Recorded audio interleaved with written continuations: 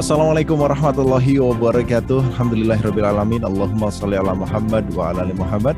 Pemirsa, salam jumpa dalam program Kabar Petang edisi hari Selasa 27 Juli 2021. Selama beberapa menit ke depan kita akan membahas topik yang paling aktual hari ini dengan narasumber yang berkompeten dan dengan kacamata Islam tentunya. Bersama saya Ahmad Adiasta, inilah Kabar Petang selengkapnya.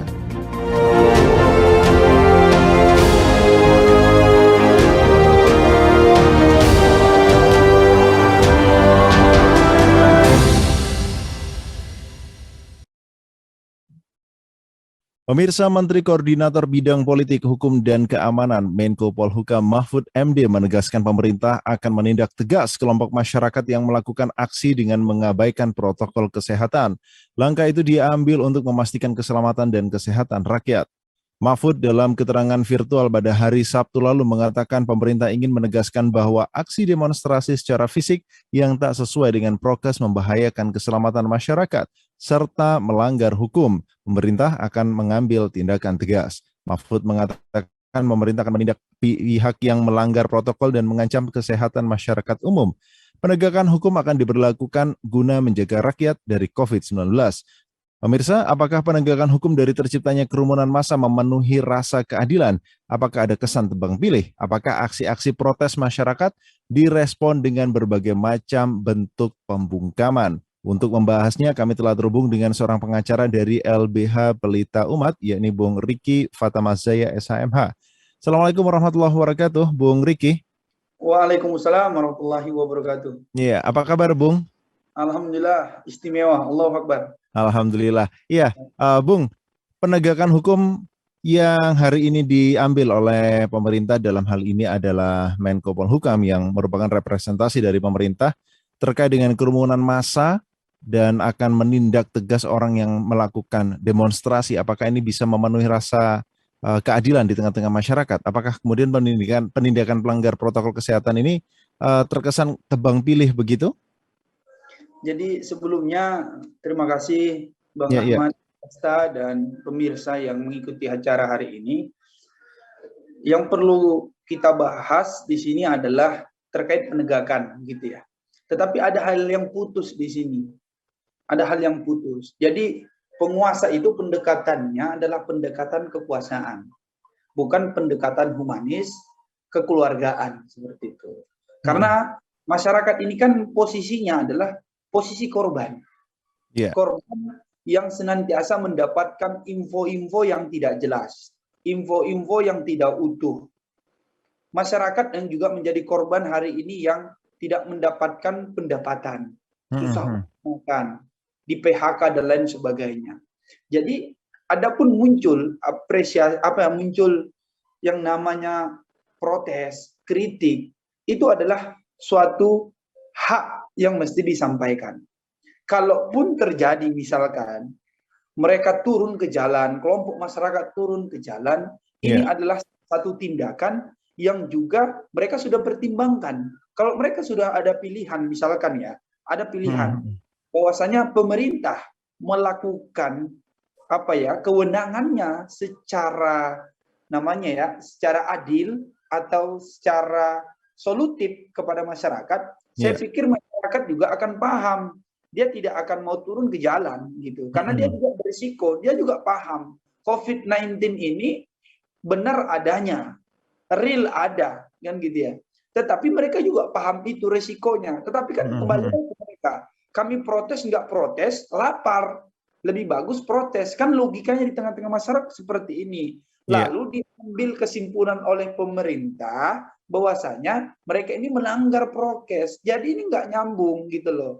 Karena begini, sumbernya ini adalah kebijakan-kebijakan penguasa yang tidak pro kepada rakyat, yang info-infonya tidak clear and clean, tidak juga sifatnya solutif kepada masyarakat, sehingga muncul. Dan ingat Pak Mahfud, kalau ada bahasanya adalah menindak kelompok masyarakat, jadi jangan seolah-olah yang ditindak tegas ini kelompok masyarakat. Jadi kalau kelompok-kelompok penguasa atau pengusaha yang besar, yang gede-gede ini, yang giant raksasa itu tidak tegas, ini juga menjadi tanda tanya di tengah-tengah masyarakat.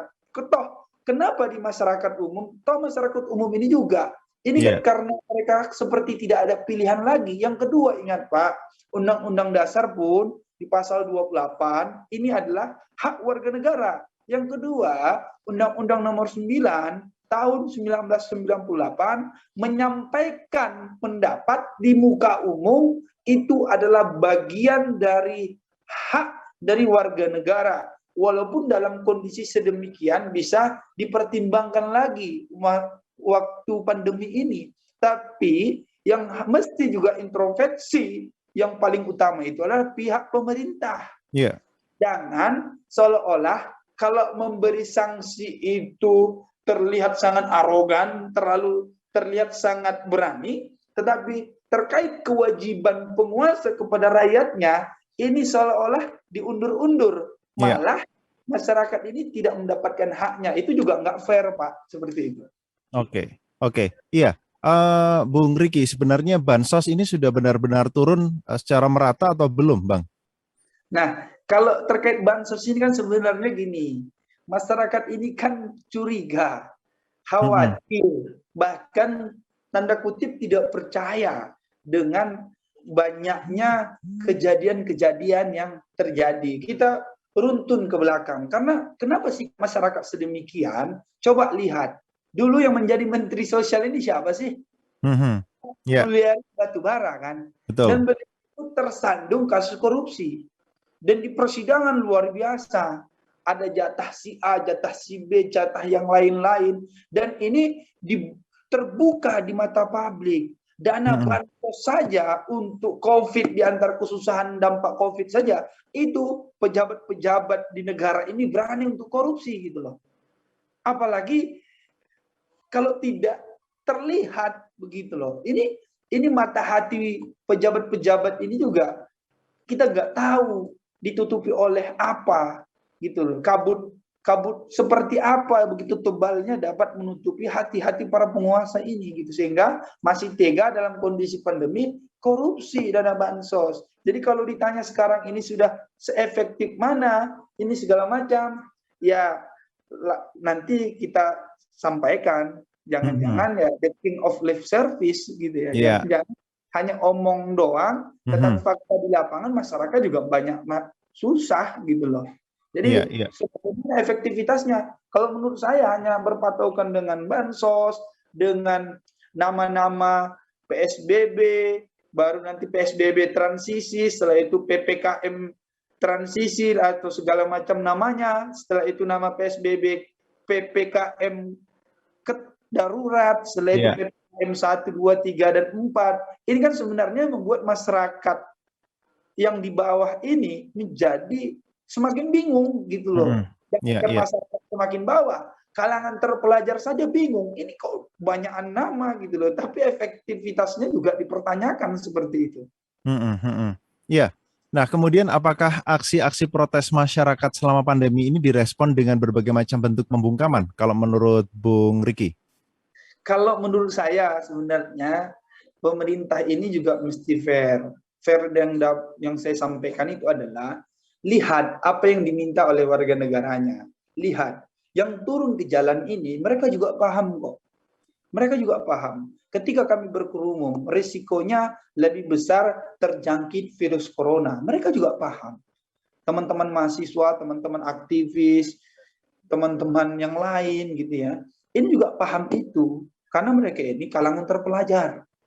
Tetapi mereka juga paham. Kalau ini dibiarkan saja tanpa kontrol dari masyarakat, lalu siapa yang nanti dapat mengontrol pemerintahan hari ini?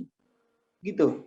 Kita lihat misalkan DPR juga dilihat oleh masyarakat tidak bersuara, gitu loh, tidak bersuara mengkritik tajam. Sudah sejauh efektif apa dana yang begitu besar? Data ya, Bang. Saya dapat data ini pertama saya dapat dari Bang Rizal Ramli.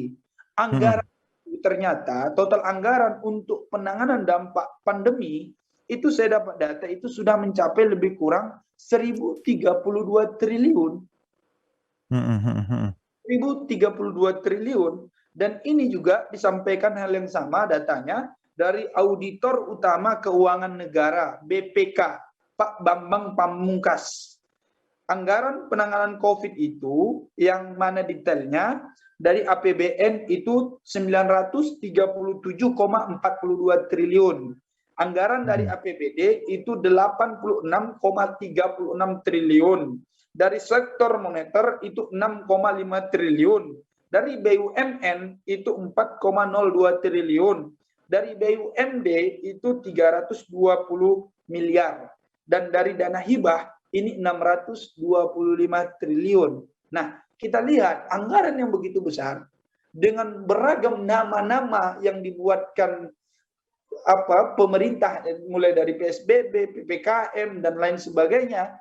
Ini seefektif apa? Sudahlah anggarannya besar ribuan triliun, ditambah lagi yang seperti sekarang kita lihat COVID juga tetap tinggi angkanya, nilai kematian juga begitu sangat tinggi, termasuk tertinggi di dunia. Nah, ini bagi apa? Sebagai warga negara yang akalnya sehat, gitu ya, yang apalagi dia berpendidikan, tentu akan protes. Ya orang gila apa melihat kejadian seperti ini tidak merespon, mengkritik, tidak memprotes gitu ya.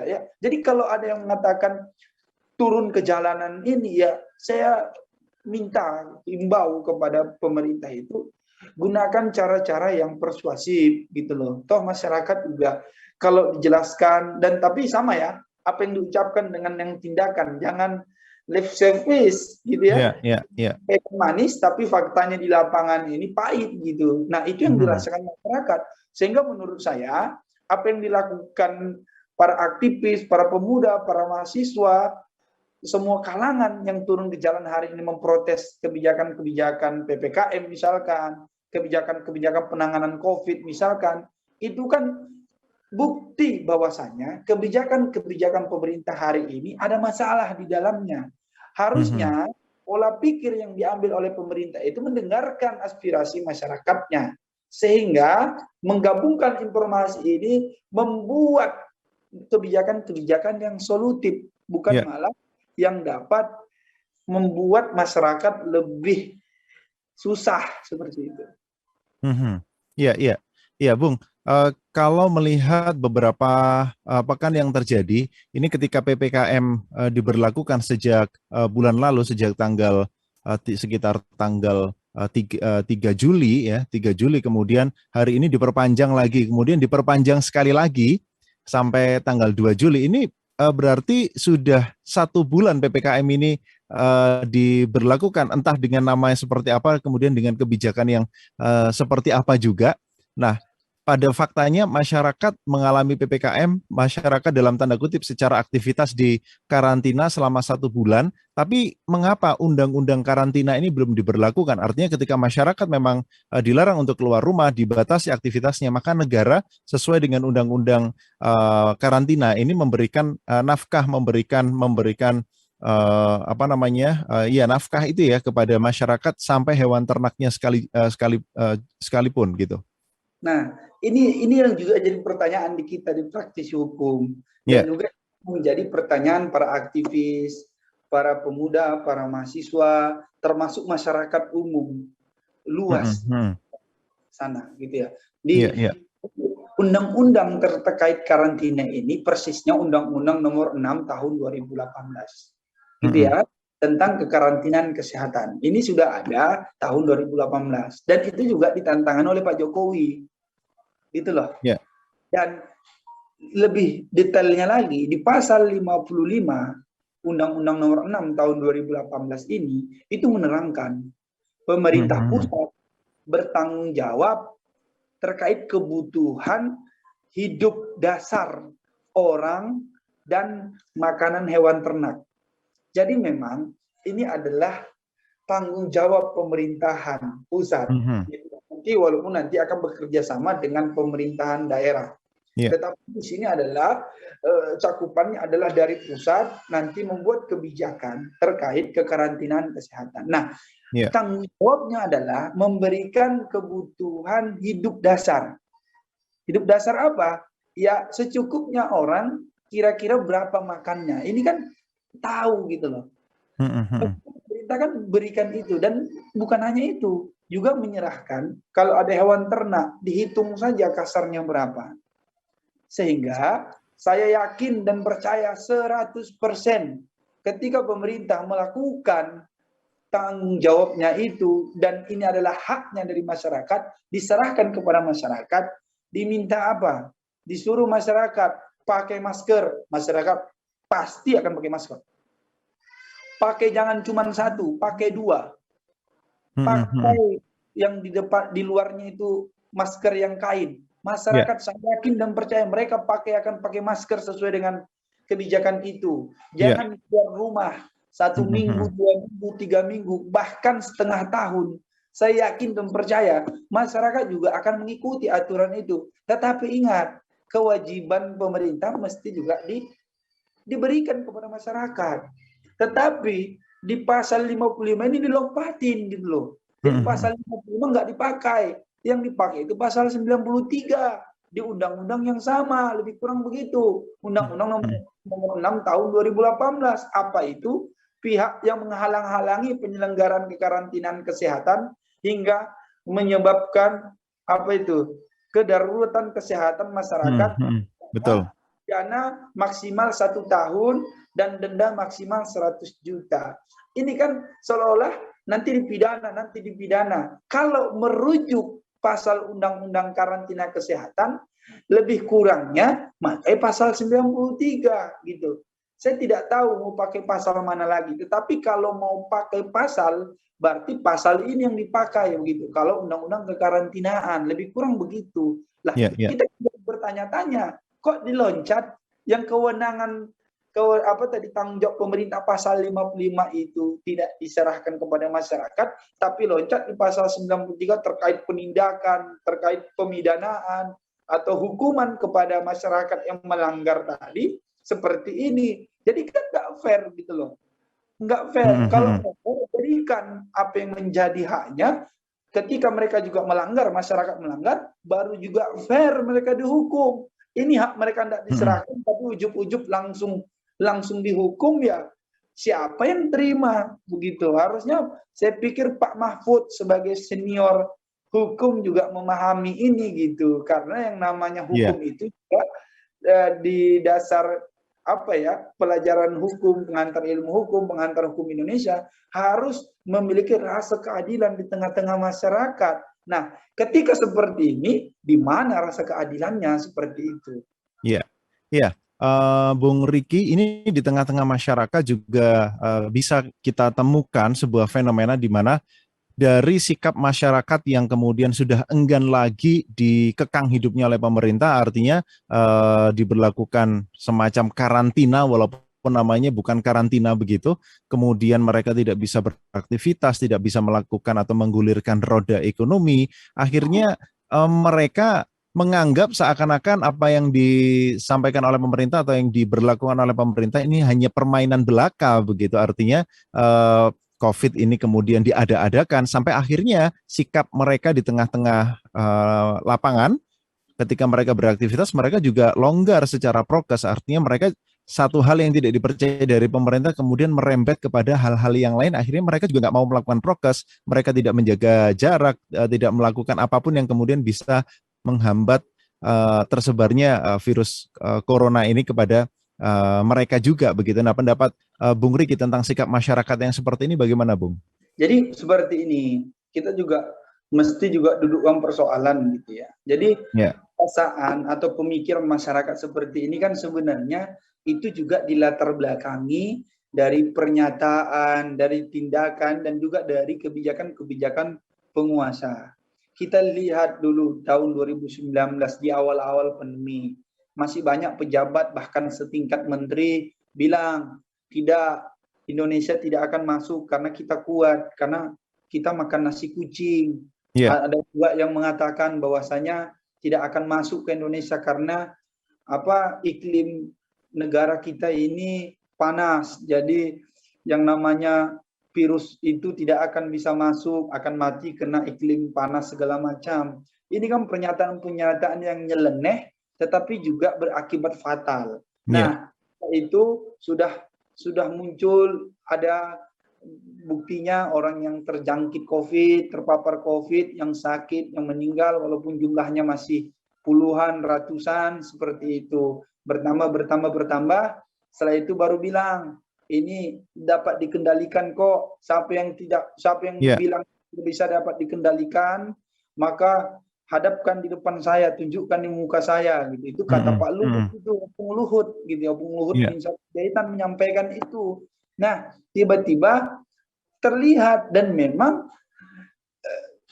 terbukti tidak dapat terkendali begitu, walaupun pada akhirnya Opung Luhut ini juga menyampaikan permohonan maaf kalau kita bekerja maksimal. Ya iya, dari awal kita sudah sampaikan, Pak. Sekarang ini sebelum varian Delta, virus corona datang ke Indonesia, kan kita juga sudah berteriak, kita juga sudah memprotes. Ini kondisinya sudah luar biasa. COVID-19 saja, yang varian awalnya saja, itu sudah membuat Indonesia ini kalang kabut, gitu ya. Semua pihak itu sudah kalang kabut, sudah kebingungan. Setelah itu masih dibiarkan yang namanya penerbangan internasional masuk ke Indonesia, termasuk India pada saat itu. Tiba-tiba sudah masuk, kebingungan begitu. Dan yang paling parah itu yang namanya tenaga kerja asing Tiongkok itu juga masih boleh keluar masuk dari Indonesia. Alasannya ya macam-macam lah begitu, sudah diseleksi, sudah ketat protokol kesehatannya. Ya, namun pada faktanya memang belakangan ini beberapa hari yang lalu sudah diputus, tidak boleh lagi yang namanya tenaga kerja yang lain itu masuk kemari, termasuk Tiongkok, termasuk India dan lain sebagainya. Tapi kan ini kata lain sudah terlambat, gitu. Sudah terlambat dalam artian terjadi apa yang kita khawatirkan di awal, begitu. Kok tidak dari awal itu diputus rantainya? Sudah kita awalkan. COVID-19 ini awalnya berasal dari Tiongkok. Mestinya ditutup dong. Orang Tiongkok datang ke Indonesia, orang Indonesia juga ke Tiongkok, ditutup dulu sementara. Tapi pada faktanya tetap saja pemerintah dengan otoritasnya boleh gitu. Terkait orang yang menjadi korban kan lagi-lagi kan masyarakat begitu. Nah, tiba-tiba setelah itu, selain dari itu menterinya dan ini bansos juga korupsi gitu ya. Baru ada kejadian-kejadian sekarang dianggap minta maaf. Jadi kalau pejabat itu gampang. Kalau salah kita minta maaf.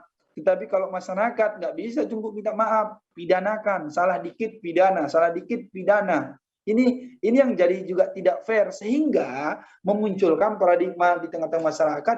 Aduh, ini jangan-jangan memang skema permainan gitu. Jangan-jangan skema permainan. Jadi awalnya orang itu percaya, jadi itu menjadi ragu-ragu gitu. Jadi ini persoalannya sebenarnya, Bang. Ini adalah persoalan distrust, persoalan ketidakpercayaan masyarakat terkait kebijakan-kebijakan maupun pernyataan-pernyataan penguasanya begitu. Tapi di forum ini saya sudah ingin sampaikan di tengah-tengah masyarakat, COVID-19 itu benar adanya, Bapak Ibu semua. Itu tetap ada, itu ada. Dan korbannya sudah banyak. Di antaranya adalah keluarga kita, tetangga kita, saudara kita, dan sebagainya. Itu nyata COVID-19.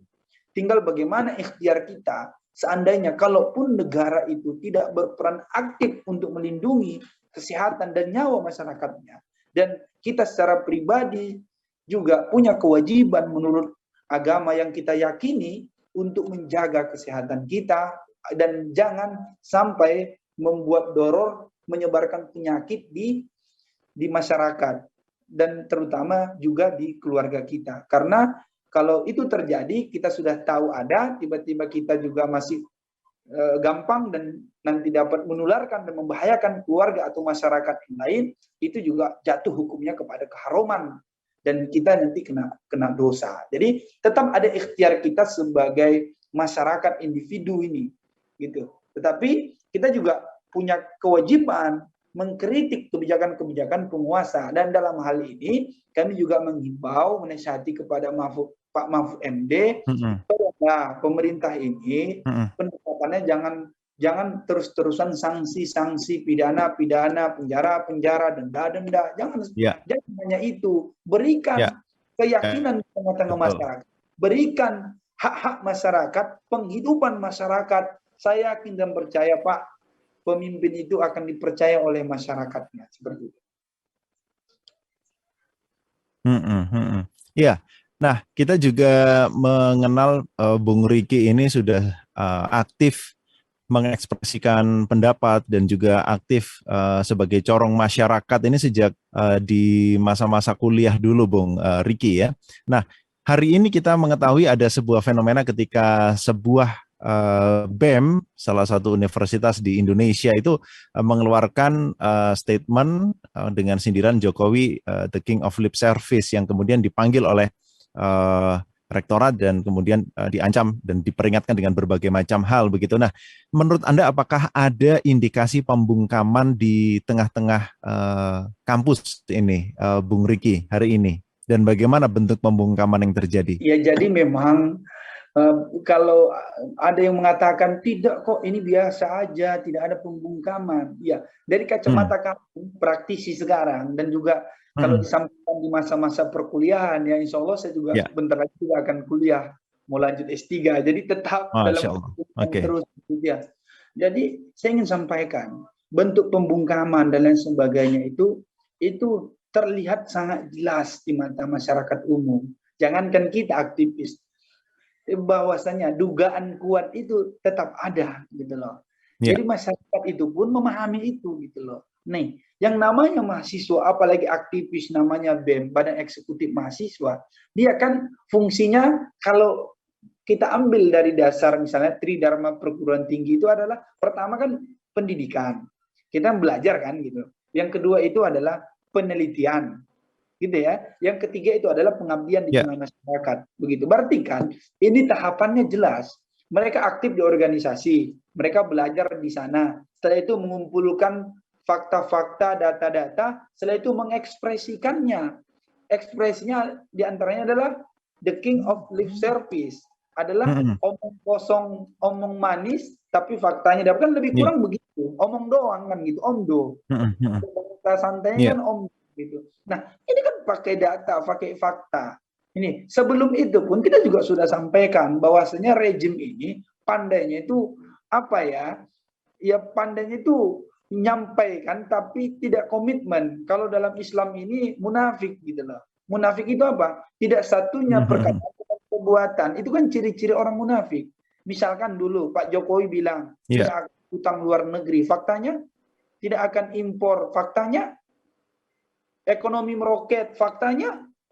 Jadi kalau dikatakan ini tidak sesuai dengan fakta, COVID yang meroket. Kalau janji dengan fakta itu tidak sesuai, lalu apa yang mesti dikatakan begitu? Kita sampaikan jujur, ya aneh dong. Kita sampaikan amanah, ya aneh dong. Yang bisa itu kita sampaikan itu adalah omong gitu ya, zolim seperti itu, anti kritik, diktator, itu hal yang wajar gitu. Jadi kalau ditanyakan ada enggak apa skema-skema pembungkaman, kalau menurut pandangan saya ada, termasuk apa yang terjadi di teman-teman BEM UI gitu. Nah, sebelum itu kita juga pernah dari gerakan mahasiswa pembebasan. Itu 2016 atau 2017. Itu kalau tidak salah itu kasus Ahok. Itu ada teman-teman aktivis yang sempat kita advokasi karena beliau itu menyampaikan aspirasinya apa itu? Haram memilih pemimpin kafir. Itu kan menurut akidah kaum muslimin itu seperti itu begitu loh. Tetapi dipersoalkan hal yang sama gitu. Kalau saya tidak salah itu pihak dekanat atau pihak rektorat juga sama. Walaupun pada akhirnya kita juga sering sampaikan akhirnya teman-teman tidak jadi di DO seperti itu. Kan memang dari awal sebenarnya terakhir yang terakhir sekarang itu teman-teman BEM UI gitu. Jadi ada nggak skema-skema pembungkaman? Yang menurut saya ada. Kenapa? Karena ganjil sekali. Diundangnya surat itu datang sekitar jam 9 atau jam 10, disuruh hadir di hari yang sama sekitar jam 3 atau jam 4. Kok buru-buru sekali gitu loh. Ternyata ketika ditelusuri, rektornya salah satu itu pimpinan di salah satu BUMN yang mana statutanya itu kan tidak dibolehkan. Walaupun pada akhirnya presiden itu, pemimpin di negeri ini merubah statutanya. Ini kan luar biasa, ini aneh. Ini kayak tak menghormati hukum, bukan kayak atau tidak seperti menghormati hukum. Ini juga sudah mempermainkan hukum. Jadi ini pendekatannya udah pendekatan suka-suka. Siapa yang berkuasa, dia yang suka buat gitu. Ini masalah. Nah, yang persoalkan adalah status rektor kok bisa menjabat. Salah satu pimpinan di komisaris kalau tidak salah itu wakil komisaris atau apa di BUMN. Nah, tiba-tiba statutanya yang diganti. Awalnya tidak boleh menjadi boleh. Wah, ini luar biasa ini. Luar biasa luar biasa dalam hal ketidaktaatan terhadap. Ini bukan ketidaktaatan lagi ini. Kalau ketidaktaatan itu begini, ada aturan dilanggar gitu ya. Ini ketidaktaatan. Tetapi kalau ada aturan diganti aturannya, ini di atas dari ketidaktaatan. Itu biarlah masyarakat yang memandang. Jadi suka-suka saja gitu. Jadi ini pendekatannya bukan Rekstad, bukan pendekatan negara hukum, tapi pendekatan maksad, pendekatan kekuasaan. Jadi siapa yang berkuasa dia yang ngatur gitu ya. Jadi masyarakat ya bingung. Ya, jadi mereka mengekspresikan apa yang mereka bisa sampaikan walaupun berisiko bagi mereka. Seperti itu. Iya. Nah, kemudian apa nih Bung Riki, sikap dari masyarakat yang harus dilakukan atau masyarakat harus melakukan apa hari ini untuk melawan kebijakan pemerintah yang zalim ini, yang brutal, yang sedikit-sedikit denda, sedikit-sedikit tahan begitu. Apa yang harus dilakukan sebagai bentuk respon masyarakat hari ini?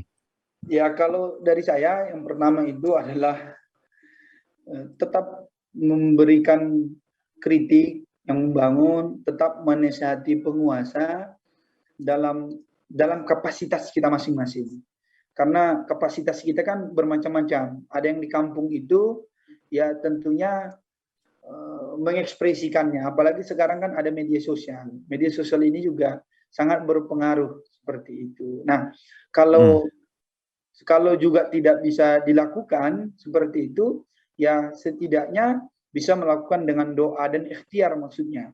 Tetap melakukan prokes, protokol kesehatan. Nah, bagi orang-orang yang kapasitasnya bisa langsung menyuarakan apa yang semestinya gitu ya, itu adalah kalaupun misalkan turun ke jalan, saya pikir itu no problem gitu. Kalau yang menjadi persoalan oleh Pak Mahfud, menjadi persoalan oleh Pak Jokowi, Pak Ma'ruf Amin, itu adalah persoalan berkumpulnya massa, berarti tinggal dibuat saja berjarak, begitulah. Lalu penguasanya mau apa lagi alasannya gitu loh. Toh misalkan ada aksinya mau berapa meter, 2 meter, ya sudah teman-teman ini aksi sesuai dengan prokes gitu loh. Ini salah satu mensiasati gitu. Kalau memang alasannya itu nanti dapat menyebarkan virus seperti itu, ya apa standarnya? Misalkan harus 2 meter antara orang dengan orang, ya turun aksi pakai masker, setelah itu berjarak 2 meter misalkan begitu. Tapi memang harusnya kan tidak seperti ini, maksud saya. Harusnya kan tidak seperti ini. Harusnya penguasa ini sudah paham gitu loh. Harusnya penguasa ini sudah paham gitu. Jadi maksud saya tidak serta-merta masyarakat ini sebagai pihak tertuduh gitu. Sekarang ini kan seolah-olah masyarakat ini sebagai pihak tertuduh gitu. Yang mana menuduhnya itu adalah penguasa. Padahal sekarang ini penguasa lah justru yang tidak melakukan kewenangannya secara amanah dan secara adil. Sehingga muncul yang namanya kritik-kritik, aksi di tengah-tengah masyarakat seperti itu. Dan yang menyebabkan mestinya kalaupun ini terjadi, yang disalahkan itu bukan teman-teman yang aksi di lapangan gitu loh. Yang mesti disalahkan itu penguasa. Mengapa penguasa ini membiarkan sehingga ada orang-orang yang rela berkorban turun ke jalanan, mengorbankan kesehatan dia, bahkan keselamatan dia, tapi mesti menyampaikan itu. Ini kan harusnya kritik tajam gitu loh di benak para penguasa di negeri ini. Tapi saya bingung gitu. Sampai segini pun masyarakat kayaknya biasa-biasa aja gitu loh. Kayaknya gitu. Saya nggak tahu faktanya. Iya, baik. Dan ini tentunya harus menjadi permasalahan yang harus kita selesaikan bersama. Artinya semua elemen masyarakat harus bisa menyelesaikan hal ini, Bung Riki ya. Baik, Bung Riki, terima kasih banyak atas waktu dan kesempatan serta analisanya di petang hari ini. Semoga kita semua dihindarkan dari wabah dan juga bahaya yang terjadi di tengah-tengah negeri kita saat ini oleh Allah Subhanahu wa taala. Selamat kembali beraktivitas, selamat petang. Assalamualaikum warahmatullahi wabarakatuh. Waalaikumsalam warahmatullahi wabarakatuh. Allah Akbar. Ya, baik, dan pemirsa, demikianlah edisi Kabar Petang hari ini, hari Selasa 27 Juli 2021.